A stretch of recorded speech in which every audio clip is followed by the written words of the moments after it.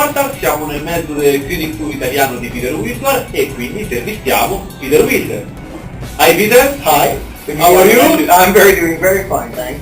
Okay, so the first question. Yeah. We are in the middle of your first Italian clinic tour. What you can say about your first clinic in Italy? Yeah. To be honest, I didn't know what to expect. So, but I've been treated like like a rock star king. So I'm very very happy. I think it's been great. Great people, meeting great people. You guys are taking care of me perfectly, and it's just been an overwhelming experience. Actually, it's been absolutely great. Very happy. Okay. Yeah. So, I would like to know something about your band Darkade. I know that you are finished your new album. Yep. We just finished the new album. It's going to be called The Sinister Supremacy.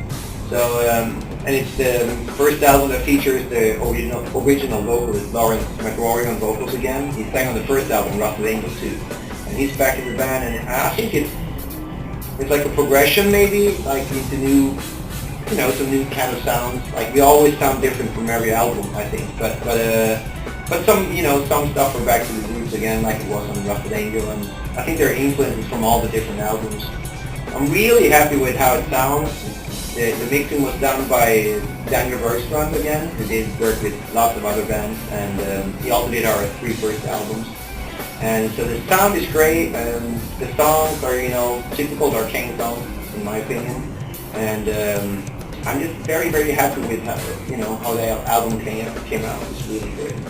Okay. Are you planning some tours for the new album? Yeah, I think the album, hopefully, it'll be released in June, like late June.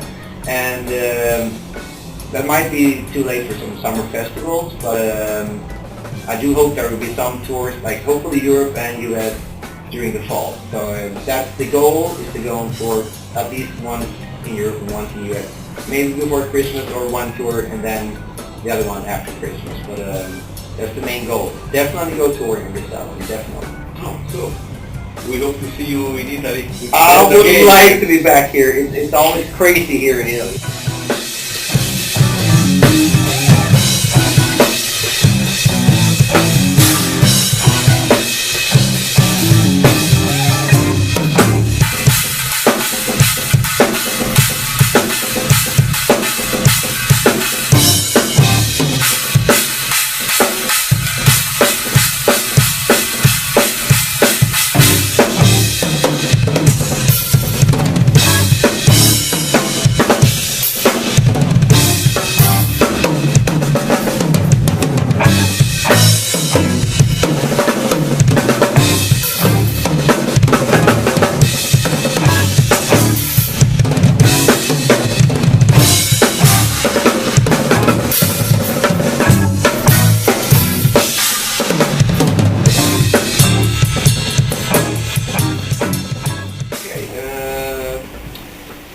Some news about the new album with James Labrie.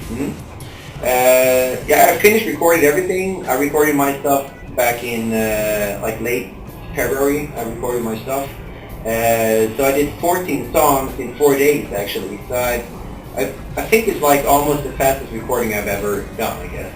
So it was really fast, but I knew the songs quite well, some of them at least, not all of them.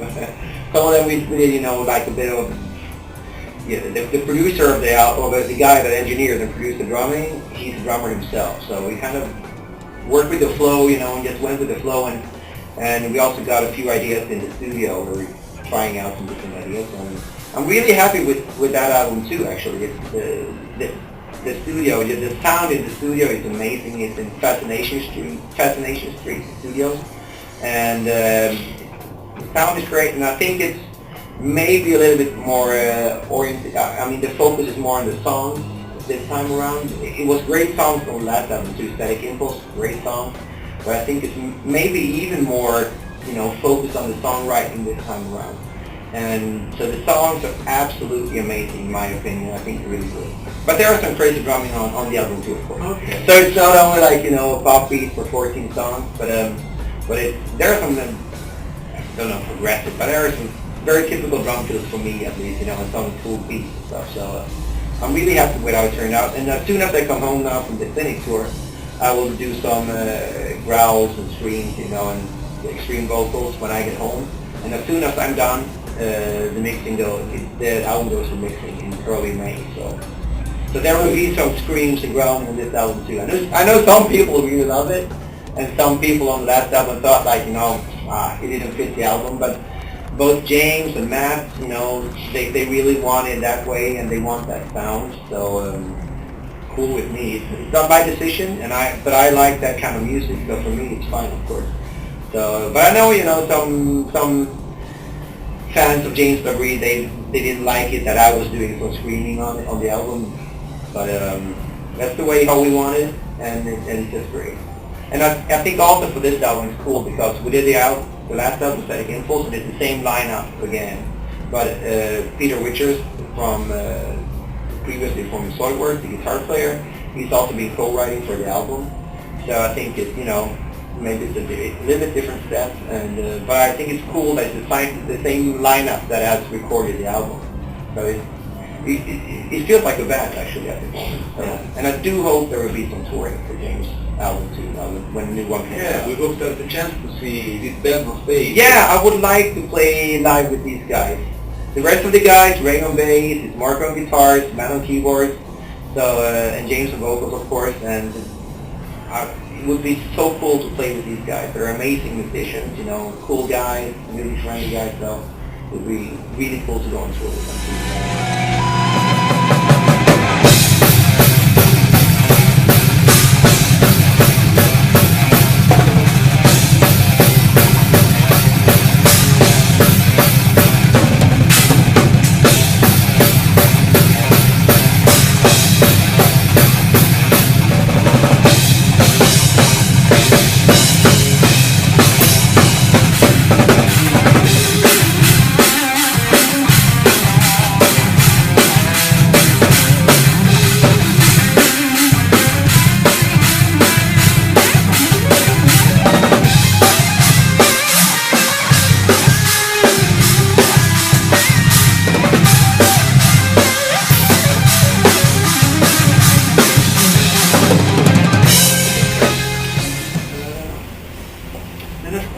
About you. Okay. You play drums from death metal to progressive metal. Are you planning to release a DVD in the future? Yeah. Actually, I have a few plans at the moment. So next up is probably, you know, because actually I don't have that much booked for the summer yet. I have some stuff that I need to do, but it's not as busy as at the moment. So my plans. And I don't know if this is going to be realized, but I do hope this is going to be something that I will do. Actually, there are a couple of Darkane songs, maybe one from the new album. I'm thinking about doing a song called Organic Canvas that I did on the clinics too. Yeah. Because there's like crazy parts in those songs, and a couple or three, you know, Labrie songs too. But I'm planning to transcribe them and record some videos of them. And also explain, you know, the different concepts behind the grooves or the different drum fills, and release some kind of package with backing tracks, so tracks without drums, because of some of the songs I have without drums on it. So with a pick track, and you know, so people can, if they are interested in learning the songs, they could actually check it out. So hopefully there will be something that I will find the time during the summer to do. But now, when we go on the clinic tour, I know some of the songs better. So again, yeah, so I can actually play them again. So, for 2 weeks. 2 weeks. So you know, hopefully when I get back home, I will actually be able to play the songs quite well again. So that's the next step, hopefully, to do some kind of backing tracks with transcriptions where I break down the fills and everything slowly and explain my concepts about the songs and everything. And I've been thinking about doing some kind of, you know, book or DVD or something like that. And it's definitely something that I want to do, but it's just about time, finding the time to do it. That's the hard part. But I actually bought a new camera so I can film myself in HD quality. And we got a studio built with Darkane, like a great studio, so it's, you know, with great sound in. So all the, you know, everything is there to be able to make it look really good. But now I need time to make it all. Okay.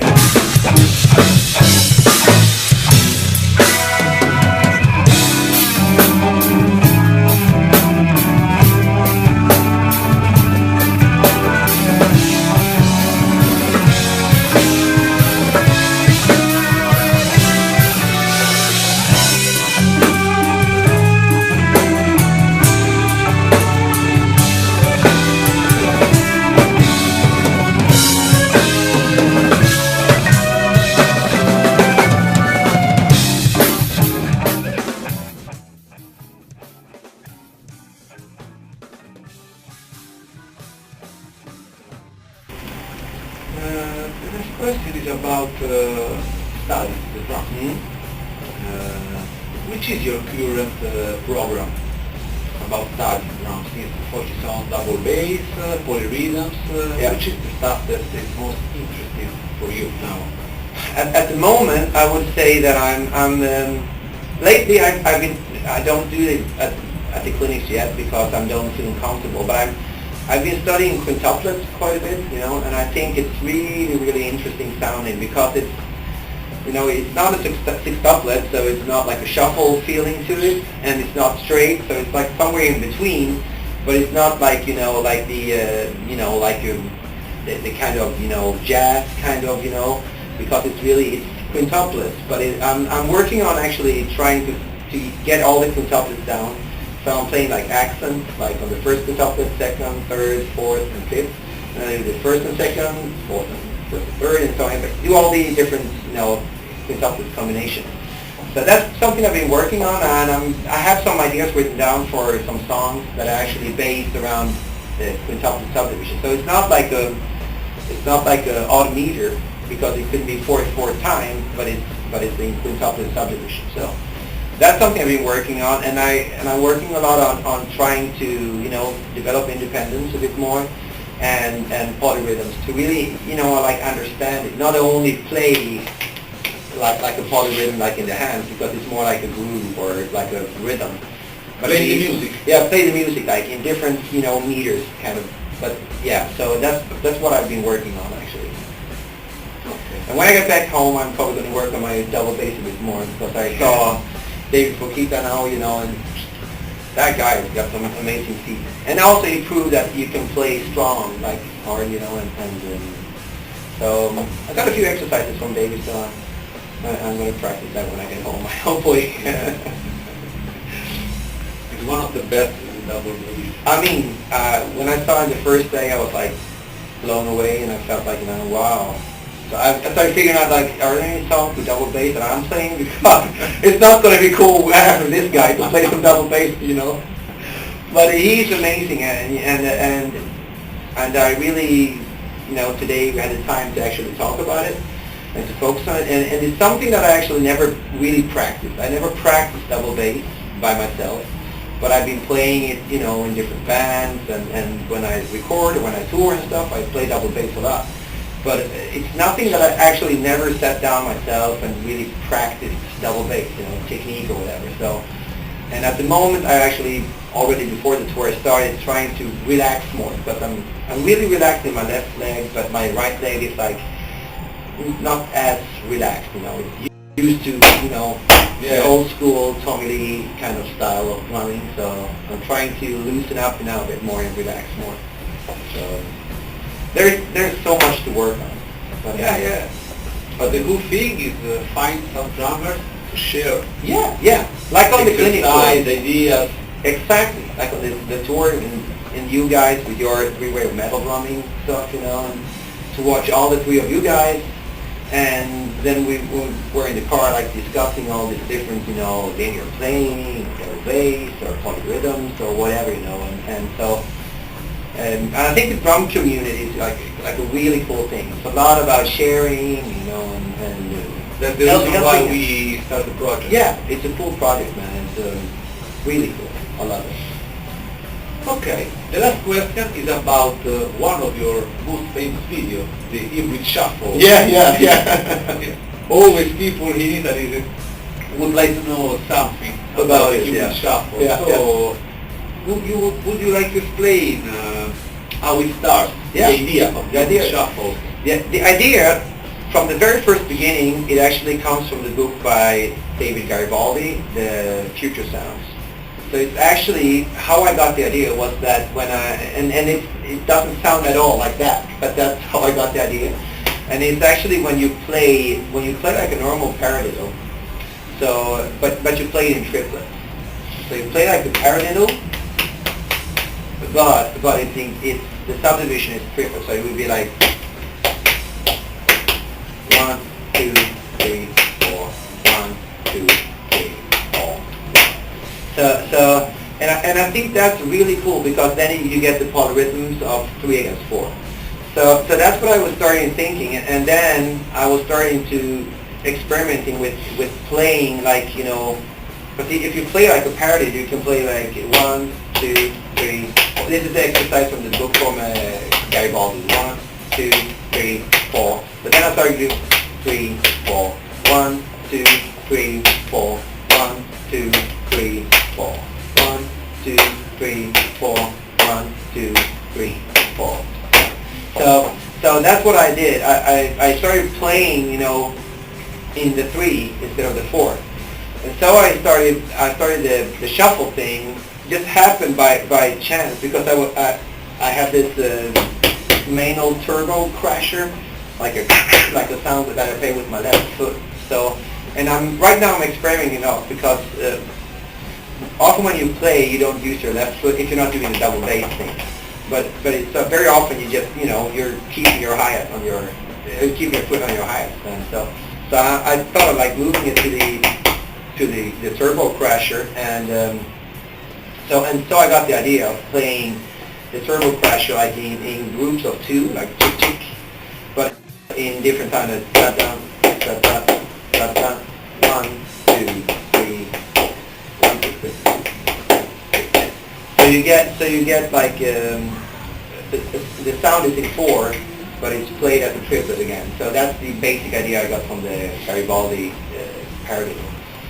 And then I just practiced a lot of different stuff doing that as an exercise. I play like a shuffle, that's how it starts. Da da da da cha cha cha cha cha cha cha cha cha cha with my left foot on top of it. And then I started playing like cha cha cha cha cha cha cha cha cha cha. So it sounds like it's a 4/4 time. But it's still 3/4. So it's a little bit weird to explain, but anyway, that's that's how I came up with the idea. Just by because 3/4 and 3 against 2 and stuff like that, it's really still something you can that I'm starting to be able to shift from the 3 and to the 4 and to the 3 again, because I'm starting to hearing it now. So, but I still have a long way to go, because I'm. I can do like 5 against 4 and stuff like that, but that's more like I play like 5 on the hi-hat, for example, but I keep like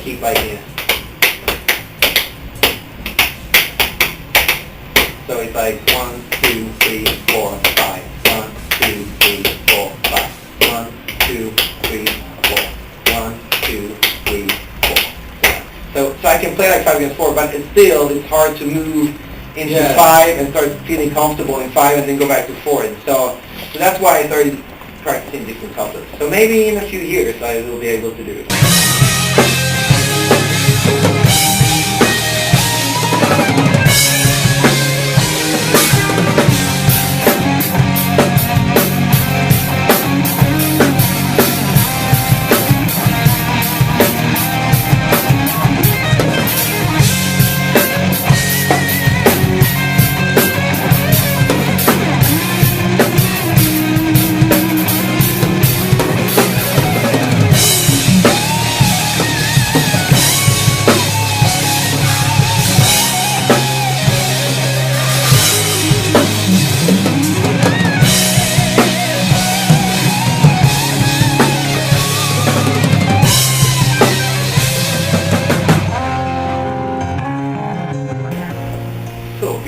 The interview, the last question regards an experience that you have the chance to have in Sweden. Yeah. I saw that you finally met Virgin Donati. Yeah, I did. So yeah, because of the Dream Theater audition, we got in contact. So one of the goals, I had like 2 goals with the trip, maybe 3 to be honest. One thing was to go to New York, of course, because I love New York, and my wife, she came too. So we went to New York, and of course the audition itself was a cool experience. But also, Virgil is one of my drum heroes. So I contacted him before the auditions and just asked him for if we could, just meet at the hotel or whatever, And he just called me like, said, hey, it's Virgil, you want to come to my room, and do some practicing and just talk drums, and I was like, in heaven. So I went there, and after that we've been in contact, and he's a super cool guy. And so when they toured with Alan Holdsworth, the trio now, with Anthony Crawford on bass, so they played like very close to my hometown where we have the studio with Darkane. And they had a day off the next day, and they were staying at the hotel. So I said, guys, if you want to come to our rehearsal space, our studio, on your day off, just to hang out, maybe do some jam sessions and stuff. And they just said, yeah, of course, guys. So we picked them up, me and my friend, Wally Walgan, we picked him up, and then Anthony said, well, I want to come too, He brought his bass, and Jacopo Frapporti also from Italy, the drum tech of Virgil, they came. So we set up 4 drum kits in our studio. So Wally, Jacopo, Virgil, and me did a jam session together with Anthony Crawford. I mean, I'm still in like... Poor bass player. Yeah, poor bass player. But man, that was an experience. And also experiencing like...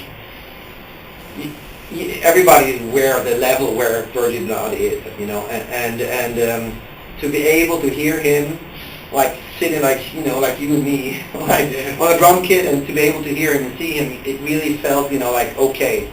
So, I can play some stuff on the drums myself, but this guy is like on a different planet. It's like, it's like so different from, and there is so much more to it than the stuff I know, of course. So, but so it was very, and I don't get like, well, I will sell my drum kit and quit drumming because he's so much greater than me.